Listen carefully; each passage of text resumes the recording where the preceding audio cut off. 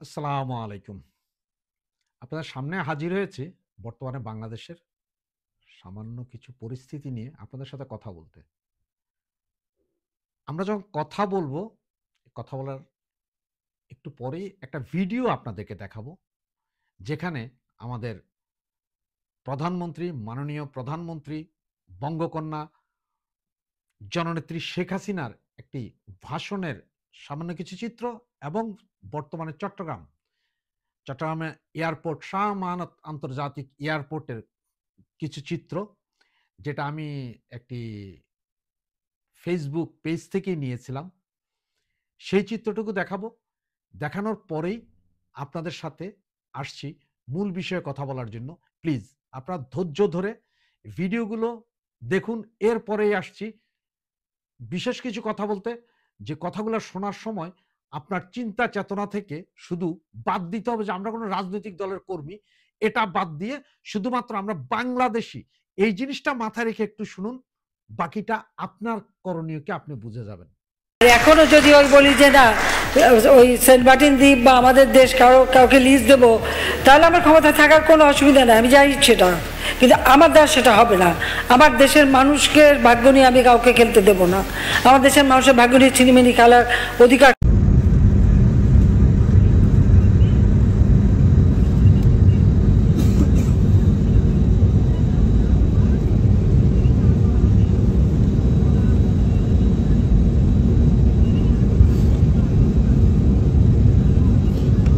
US air force বাংলাদেশে চট্টগ্রাম এয়ারপোর্টে US air force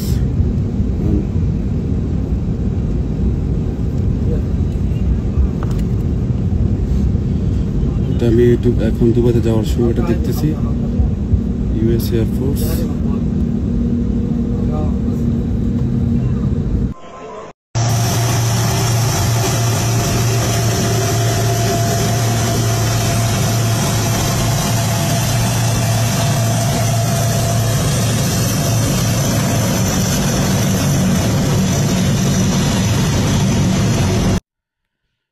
তো আপনারা আমাদের বঙ্গকন্যা জননেত্রী শেখ হাসিনার সেই ভাষণ এবং বর্তমানে চট্টগ্রাম বিমানবন্দর শাহ আমানত বিমানবন্দরের অবস্থান দেখলেন। সাথে আপনারা আরো দেখলেন যে ঢাকা এয়ারপোর্টে আপনার ইজিপ্টের যে বিমান, এগুলো সবগুলোই দেখলেন। আপনি দেখেন চট্টগ্রামে 4টি হারকুলিক্স 130 হারকুলিক্স যুদ্ধ বিমান নেমেছে, যেটাতে আপনার প্রতিটা বিমানে 90 জন করে সুসজ্জিত, সাথে কয়েক হাজার টন অস্ত্র নিয়ে এই বিমানগুলো চলাচল করে, বিভিন্ন যুদ্ধক্ষেত্রে যায়। এক কথা হচ্ছে যে দেখেন, আমরা জানি যে 120 জন সেনা কর্মকর্তা, আমেরিকান সেনা কর্মকর্তা বর্তমানে বাংলাদেশে এসেছেন চট্টগ্রামের রেডিসন ব্লু হোটেলে উইদাউট এনি রেজিস্ট্রেশন, কোনো রেজিস্ট্রেশন ছাড়াই রুমগুলোতে উঠেছেন। পুরো হোটেলে অন্য কোনো লোক নেই, সব খালি করে দেওয়া হয়েছে। এদেরকে ইমিগ্রেশন যখন করানো হয় নাই, কারণ এর বিমানে এসেছে সরাসরি চট্টগ্রামে এয়ারপোর্টে কোনো ইমিগ্রেশন এদের জন্য হয়নি। এখন আইএসপিআর আমাদের সেনাবাহিনী বলছে 120 জন, আবার আমেরিকান এম্বাসি বা আমেরিকান সরকার বলছে যে 90 জন এসেছে। আমরা কোনটা বিশ্বাস করব? প্রথম প্রশ্ন কোনটা, 90 জন না 120 জন? ফার্স্ট। দ্বিতীয়ত, প্রতিটা বিমানে যদি আপনার 120 জন করে আসতে পারে, আপনি গুগল করলেই পাবেন আপনি যেই এখন যে হারকিউলিক্স যে বিমানগুলো আসছে, এটা প্রত্যেকটাতে 90 জন করে আনে। তাহলে 4টা বিমান, 4 নং 36, 360 জন, সাথে ইজিপ্টের সেই বিমান আরো 90 জন। আসলে কত সেনা কর্মকর্তা, কত এয়ার ট্রুপার এসেছে। এবং এই বিমানগুলো এয়ার ট্রুপার আসে, যারা আকাশ থেকে প্যারাসুট দিয়ে বিভিন্ন জায়গায় নামে। এগুলো হচ্ছে জঙ্গলে, ময়দানে, বিভিন্ন জায়গায়। এখন আপনি আমি কিভাবে বিশ্বাস করলাম যে আমাদেরকে হয়তো 120 জন দেখানো হয়েছে, বাকি বিমান থেকে আগেই আমাদের পার্বত্য চট্টগ্রামে নেমে গেছে মায়ানমারের সাথে যুদ্ধ করতে? তাই নয় কি? আর এত বিমান, এখন আপনারা একটা জিনিস দেখেন যে ওনারা কালকে যে ভিডিওগুলো আমাদেরকে দেখানো হয়েছে, এই ভিডিওগুলোতে দেখানো হয়েছে যে ওনারা আমাদের ট্রেনিং দিচ্ছেন যুদ্ধ অবস্থায় কিভাবে একটা লোক আহত হলে তাকে টেনে নিয়ে বিমানে তুলতে হয়। এইসব আরে ভাই এইসব তো মাসুদ রানা সিরিজ পড়লে যে কেউ জানে যে কিভাবে হয়। এইসব তো আপনার ওয়েস্টার্নের যুদ্ধের ছবিগুলা, এই যে ওয়েস্টার্ন ফিল্মগুলা, ইংলিশ ফিল্মের যুদ্ধের ছবিগুলো দেখলে যে কেউ আপনার অভিজ্ঞতা নিতে পারে যে কিভাবে কি করতে হবে। এখানে শিখানোর আপনার কি আছে? দ্বিতীয়ত, যেখানে বাংলাদেশের সেনাবাহিনী পৃথিবীর বিভিন্ন দেশের শান্তি মিশন পরিচালনা করছে, সেই সব দেশের সেনাবাহিনীকে বাংলাদেশ সেনাবাহিনী শিখাচ্ছে যে কিভাবে কি করতে হবে, যুদ্ধের কোথায় কি করতে হবে। সেই সেনাবাহিনীকে আপনি আমেরিকা এখানে সেই সেনাবাহিনীকে শিখাচ্ছেন? সন্দেহের বিষয়। কিন্তু একটু চিন্তা করে দেখুন, আপনি একটু চিন্তা করে দেখুন যে আমার দেশের সেনাবাহিনী পৃথিবীর বিভিন্ন দেশের শান্তিরক্ষী মিশনে যায়, তারা সেখানে সেসব দেশের সেনাবাহিনী জনগণকে শিখায় কখন কিভাবে অ্যাকশন নিতে হবে। সেই জায়গায় আমার দেশকে আসছেন শিখাতে, নাকি অন্য কিছু? ওই যে আপনাদের বলেছিলাম যে আপনি মানুষ হিসাবে চিন্তা করেন, আওয়ামী লীগ বিএনপি না, কোন রাজনৈতিক দল না, শুধু আমি বাংলাদেশের মানুষ হিসাবে চিন্তা করেন। ওরা আমার দেশে ঢুকেছে আসলে হচ্ছে যে বার্মার সরকারের বিরুদ্ধে আরাকান গোষ্ঠী সহ যারা ফাইট করছে তাদেরকে সহযোগিতা দিবে। ভাই আমেরিকা পৃথিবীর বিভিন্ন দেশে তাদের বড় বড় ঘাঁটি আছে, সব ঘাঁটি থাকার পরে ওইসব দেশ কি নিরাপদ? সৌদিতে ঘাঁটি আছে, হুতিরা তো মারতেছে।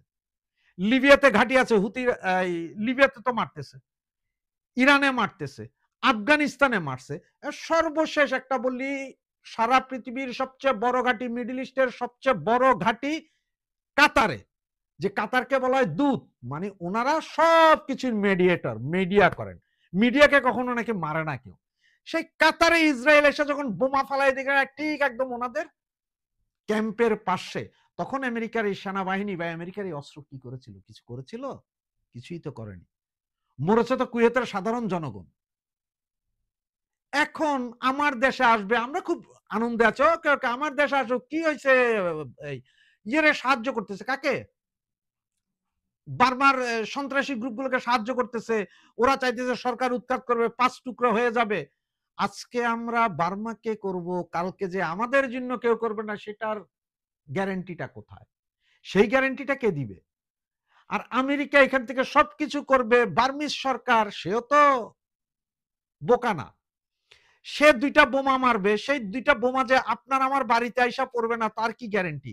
নাকি আপনি বলেন না না না আমরা তো বাংলাদেশি, আমাদের গায়ে পড়বে না, পড়বে আমেরিকার গায়ে, বোমা আমেরিকার গায়ে পড়বে, অন্য কিছু না নাকি? এই বার্মাতে কেন আছেন ওনারা?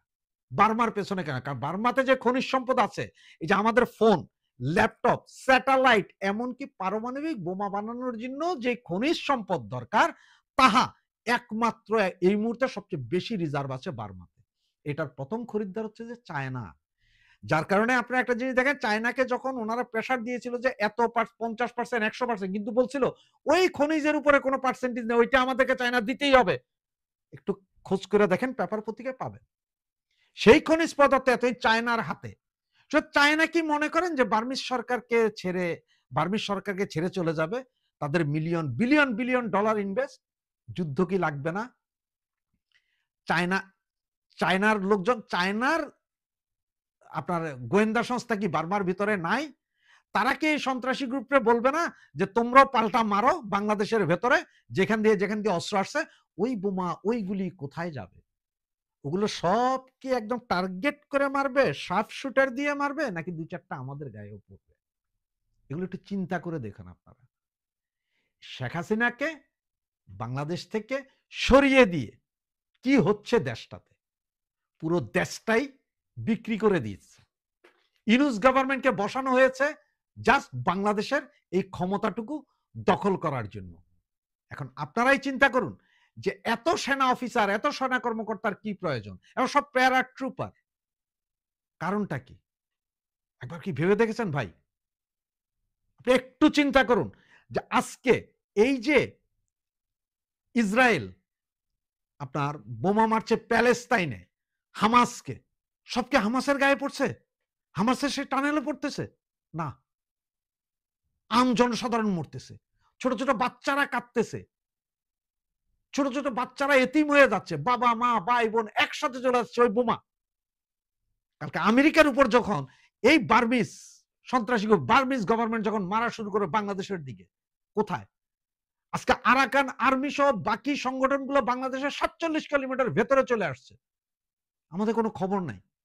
আজকে আমাদের যেই মাতামুহুরীর, যে মহেশখালী মাতামুহুরীর যেই আপনার সাবমেরিন কেন্দ্র, সেইটাতে সাবমেরিন এনে রেখে দিয়েছে কারা? ইউএস। আপনার আমার খবর নেই। ভুইলা যান রাজনীতি, একবার দেশের চিন্তা করুন যে আমরা কি আমেরিকার হাতে এবার শাসিত হব, না এই দেশ আবার আমরা আমাদের মতে আনবো? শেখ হাসিনাই কি সঠিক ছিলেন নাকি? একবার চিন্তা করুন। জয় বাংলা, জয় বঙ্গবন্ধু।